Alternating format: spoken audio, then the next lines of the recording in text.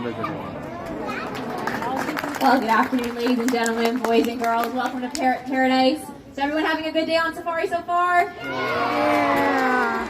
All right, that was pretty good, but you guys are about to see some pretty incredible birds. I think we can do better. I said, how's everyone's day? Yeah. Much better.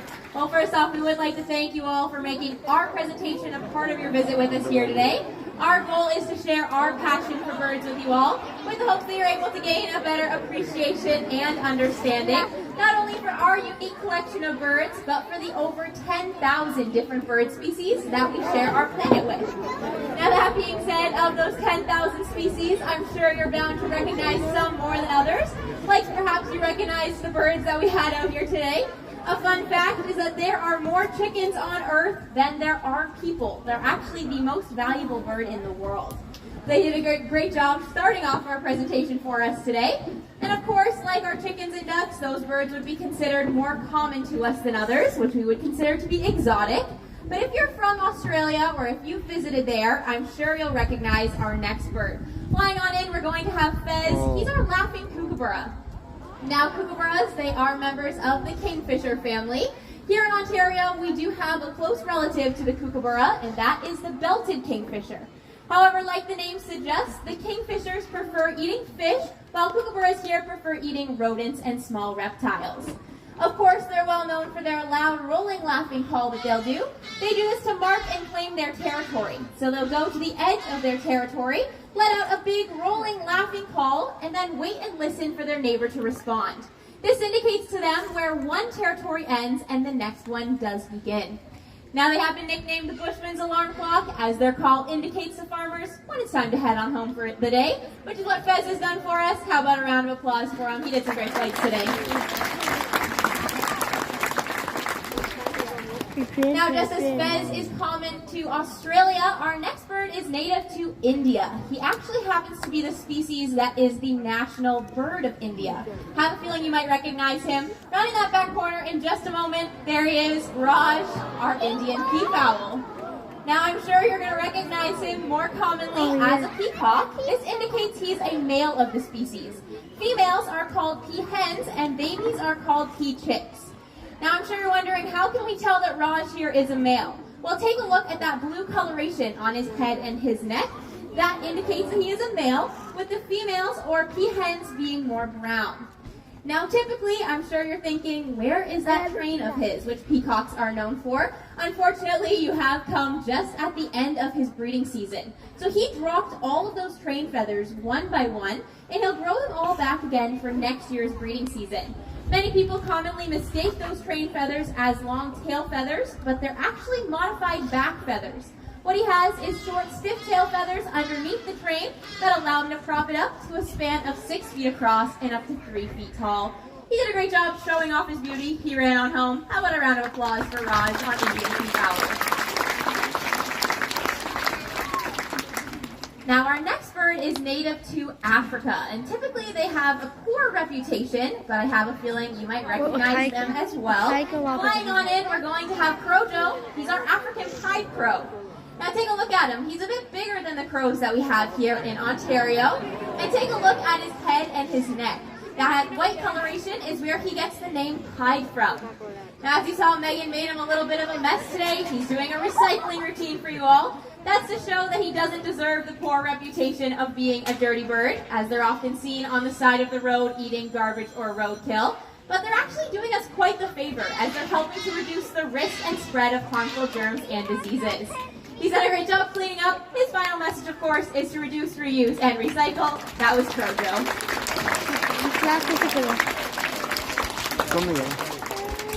Now, you may recognize some birds from flying around in their natural environments, or they might be the mascot of your favorite sports team, or perhaps even the face of a very popular breakfast cereal.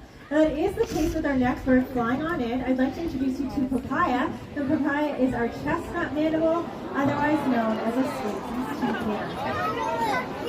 Now, she is the second largest species of toucan, second only to the Choco toucan. And you can find these birds making their homes in the dense rainforest canopies of Central and South America. Now the first thing that you probably notice about papaya and toucans in general is that great big bill of Camera perks. यहाँ बैठ And this can reach about 4 times the size of her skull and approximately the entire length of her body. Now toucans rely on this bill for a variety of different reasons, including mate selection. So if we were to have a male of the species out here today, you would be able to notice the difference. And that's not because of that beautiful coloration, as they do share that, but that's because the bills of the males are a little bit larger and more curved. Now these birds are frugivores, which is just a fancy way of saying they love to eat fruit. So they're going to go through the dense rainforest canopy looking for fruit, and they might stumble upon a branch that can support their entire body weight. That's where that long bill does come in handy. But my favorite reason why they use their bill is for thermal regulation. So much like a radiator of a car, it actually helps to heat or cool the toucan depending on the external temperatures of the day. They do have a very interesting bill and is actually serrated on the sides, which does help them catch onto fruit and skin it.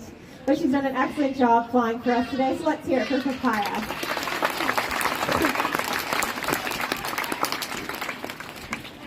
A popular face of many tropical destinations happen to be members of the parrot family. Now there are over 350 different species of parrots found all over. However, unfortunately, they're not doing all that well for themselves, as some of them are threatened and endangered. In fact, almost 50% of the parrot family are considered this. Now this is because of habitat loss, destruction of their environments, as well as capture for the illegal pet trade. But here at African Lion Safari, we are incredibly lucky to house a variety of these different species, some of which we'd like to introduce to you right now. So as they make their way up nice and close, the first thing you probably notice about them is how beautiful and brightly colored they are. Now those colors do stand out to us in the still safari environment, but if you think about it, it blends in perfectly with their own. The green leaves, the red and yellow fruits, as well as the bluish shadows of the rainforest. Another thing that you might notice is that big hooked beak on the front of him. Now this is perfect for cracking open difficult to open nuts. It actually gives them a food source that other animals aren't able to access. They also have a bone inside their tongue, which is perfect for tapping into fruits. Now, my favorite reason why they use their beak, check it out, they use it as a third foot, and this makes them incredibly acrobatic by nature. They also have pretty unique looking feet. Take a look, they have what we call zygodactyl toes, 2 toes facing forward, 2 toes facing backward, and this gives them better maneuverability and stability as they are traversing those dense rainforest branches. Now, even though they spend most of their time within the trees, it is a remarkable sight to see these birds take flight. Getting up to speeds of 50 kilometers an hour, they use those long tail feathers of theirs to steer themselves, and then they'll fan them out when they need to slow down and land safely. But with all these qualities, parrots are definitely best well known for one thing in particular. Can anyone tell me what that might be? Parkour. Talking, exactly right.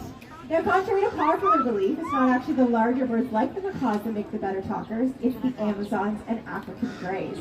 Now for you today, we have Fernando. He is our yellow-naped Amazon. He's quite chatty, so let's see what he has to say.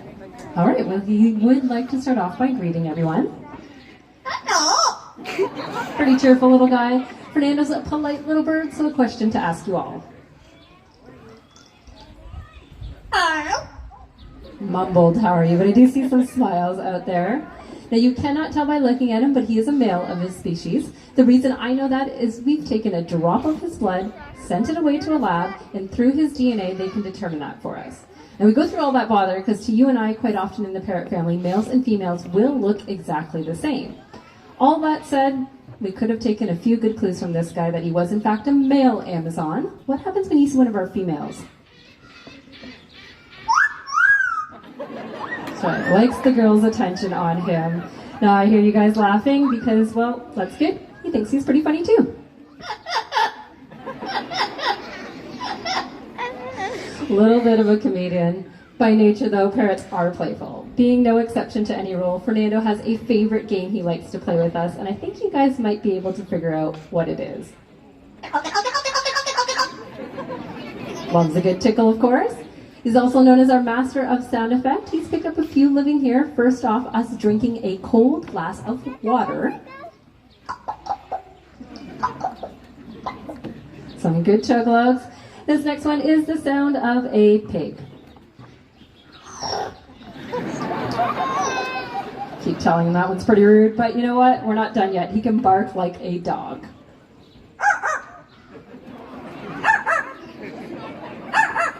Don't think he's scaring anyone with that bark. Well, he is obviously talented though, and his talents extend musically, loves to whistle, sing, dance. So, we will start off by warming him up with a bit of dancing today. Guys. Pretty good warm-up. We're ready to whistle. Keep in mind as he does this, different each and every presentation, because makes the tunes up as he goes along. Never quite know what's going to come out of that little beak. I'll see what he has for you all today.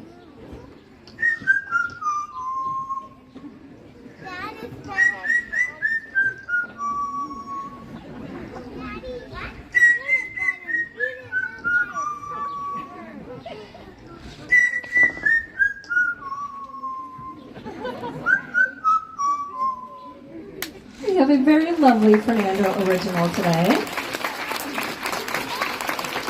Happy to see you enjoyed that. Unfortunately, Fernando's abilities to sing are pretty limited to the fact that he has been learning to sing his favorite song from... Yeah, it's not good, guys. Unfortunately, I've not been the best example, but I do think with your imagination, you might be able to recognize his favorite song. No one sings that bad, okay? We're gonna clear him up.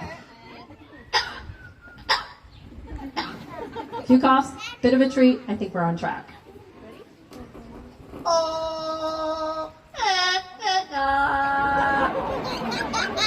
Sound a bit like our national anthem. All right. Well, we certainly don't have parrots native to this country, but all the ones here have hatched in Canada. So he's very proud of the country he has hatched in. Would you guys like to hear that again? Yeah. Let's try it out.